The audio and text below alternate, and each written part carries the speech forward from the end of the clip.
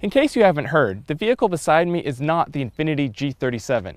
This is an Infiniti sports sedan, but a G37 it is not. It may have the same wheelbase, same base engine, and similar dimensions, but Infiniti has decided to rename all their vehicles. This now reads as the Q50.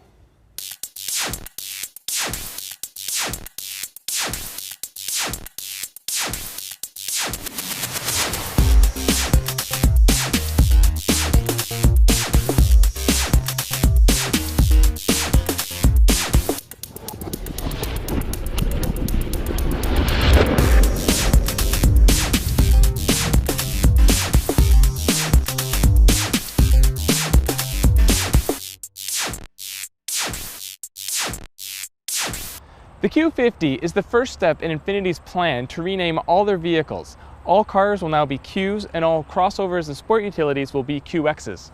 Powering the Q50 is a choice of two engines. The base engine is the familiar 3.7-liter V6 producing 328 horsepower and 269 pound-feet of torque.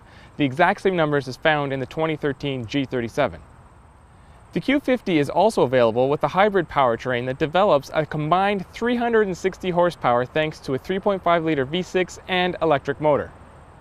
The only transmission available for either engine is a 7-speed automatic, but both regular and hybrid Q50s can be had with all-wheel drive or rear-wheel drive. Expect the Q50 to achieve 20 miles per gallon city and 30 miles per gallon highway for rear-wheel drive 3.7-liter V6 models and 29 miles per gallon city and 36 miles per gallon highway for rear-wheel drive hybrid models. The Q50 3.7 will begin at $36,700 with the top-of-the-line Q50S hybrid all-wheel drive beginning at $48,150. Being a proper luxury car, the Q50 is available in 10 trims with there being 8 additional option packages. Borrowing heavily from the Infiniti Essence concept, the Q50 has what Infiniti calls a double-arch front grille, as well as LED headlights and LED daytime running lights. Now they say it looks like a human face, but I just don't see it. The new shape is incredibly aerodynamic with a coefficient of drag of just 0.26 and zero lift front and rear. More importantly though, the new Q50 looks stunning. Just look at that beauty. Inside, the Q50 features Infiniti's Intuition. Now what this means is all customizable settings for both driver and vehicle are saved via the key, switch keys, and the settings change automatically. The sound system in this car is fantastic.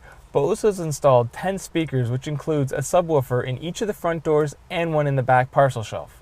Thankfully, most of the hard buttons remain in the center console, so if you're like me and prefer it over a touchscreen system, it's easy to navigate. Infiniti has also shrunk down the A-pillars and B-pillars in this vehicle compared to the outgoing G37 sedan. This allows passengers an easier entry and exit to this vehicle. In the back, the Q50 easily accommodates an adult passenger, but comfort is just merely adequate. The trunk in the regular sedan is 13.5 cubic feet, while the hybrid loses some to its batteries and shrinks down to 9.4 cubic feet. With the curb weight similar to that of the G37 sedan, expect straight-line performance from the 3.7-liter V6 to be very similar. Of course, Infiniti is quick to point out that 3-time world champion Formula One driver Sebastian Vettel had a hand in tuning this vehicle. Probably a small hand, but he had a hand. Many of the driving aspects of this vehicle are customizable. You can pick how much throttle response you want, where the shift points are, and the steering feel. A conventional rack and pinion power assist system is standard in the Q50, but you can upgrade to Infiniti's direct adaptive steering. Now this system has no physical connection between the steering wheel and the front wheels when powered. The goal behind it is Infiniti says the steering inputs will relate quicker to the steering wheel than a conventional mechanical system. Now I was very skeptical of the system, as most are, because how can something so artificial work? But you know what? It does. You can adjust the effort on 3 levels as well as the turn response on 3 levels and find the one that's just right for you. I found the stiffest setting with the quickest turn-in actually provided really good response and okay steering feel.